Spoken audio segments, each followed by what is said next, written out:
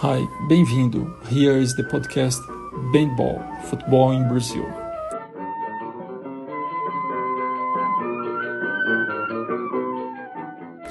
Today we're talking about Brazilian football beyond the beautiful game. Ginga, football art. This episode is not on the commonplaces, explanations about the way football is played in Brazil.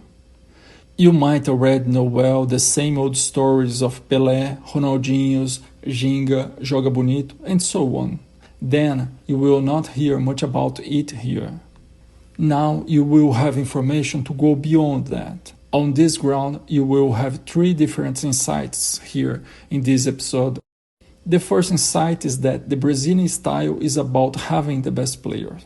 It is competent people doing complex jobs.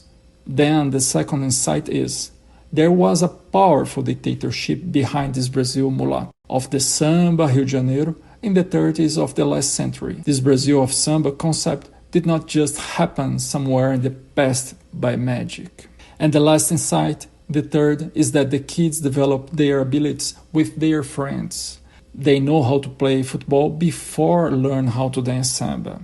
The subject of this episode is a suggestion of the coach So Jackson Hurst. Did I pronounce your name right, So? He has a podcast and the website mypersonalfootballcoach.com, where you can have online soccer lessons. The link is in the show notes. Thanks for listening to this podcast, Handball, Futebol in Brazil.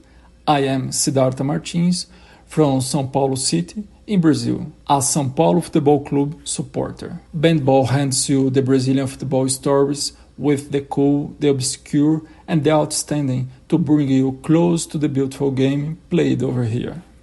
The Brazilian football style beyond the beautiful game. The samba, the sightseeings of Rio de Janeiro, the way Brazilians play football is well known all around the world.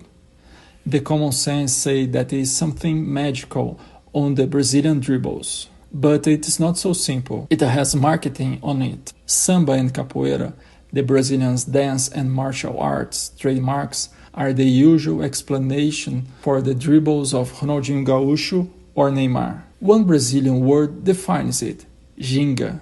Ginga is a swing that goes with samba, futebol, and capoeira.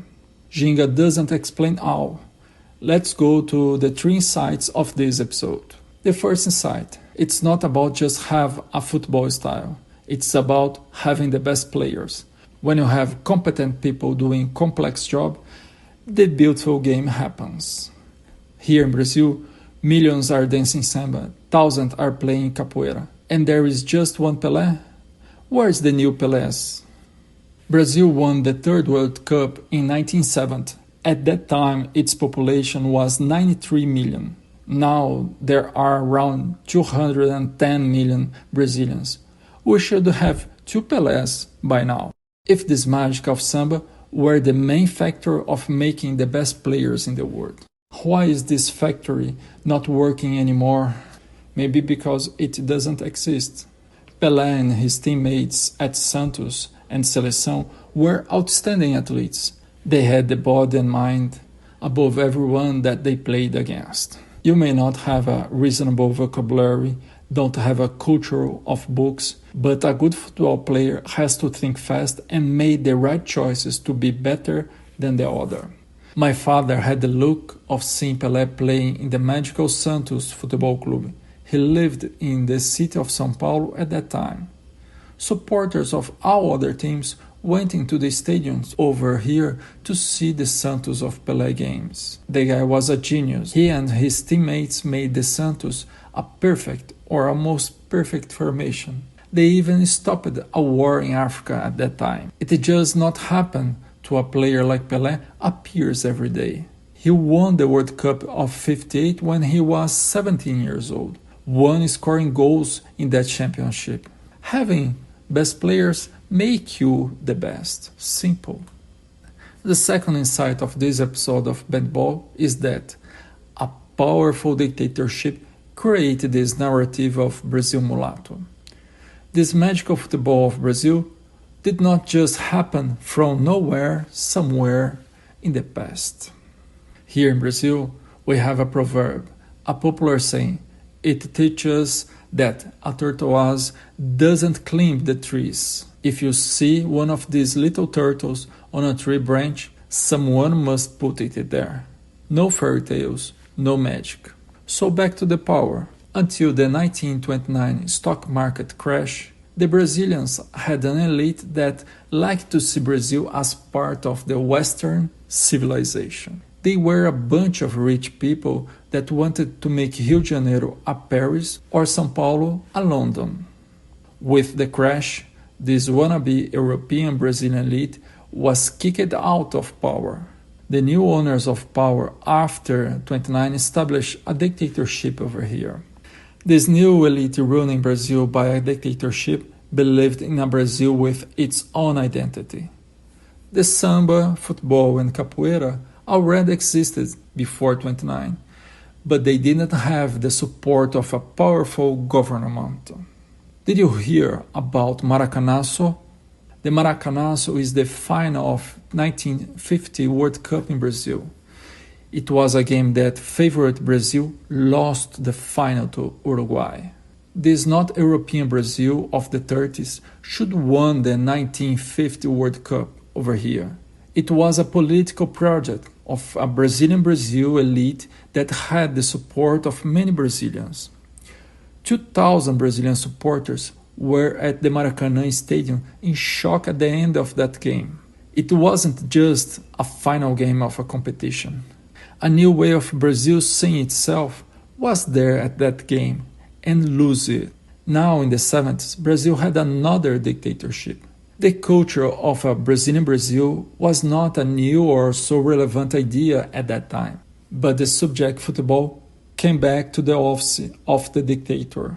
Making stadiums and have good football teams all over Brazil became useful to the political rulers, made a good connection with the Brazilians. And they did it. The Campeonato Brasileiro, the Brazilian League, got a real push at that time in the 70s by the state government. The Brazilian seleção of the World Cup of 1982 was made with players developed by this Brazilian football championship of the dictatorship.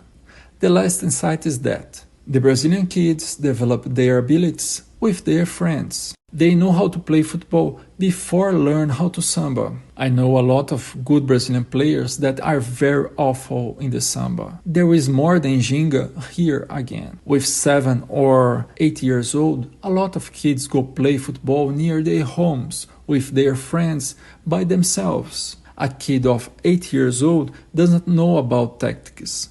He knows about dribbling his friends when they are playing in the streets. No referees, no parents, and no coaches at 8 or 10 years old is the key to understand the Brazilian football. That's it for this time. A disclaimer, I like a lot of this Brazil of the Carnival. In the show notes, there is a link to Ginga, the soul of Brazilian football. A special thanks for you to listen this episode. Tell me what you want to know about football in Brazil. It will be a pleasure to talk about that with you.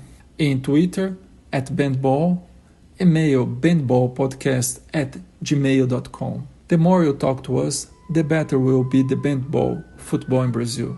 And please, give us a good review on iTunes. Ciao. See you in the next episode.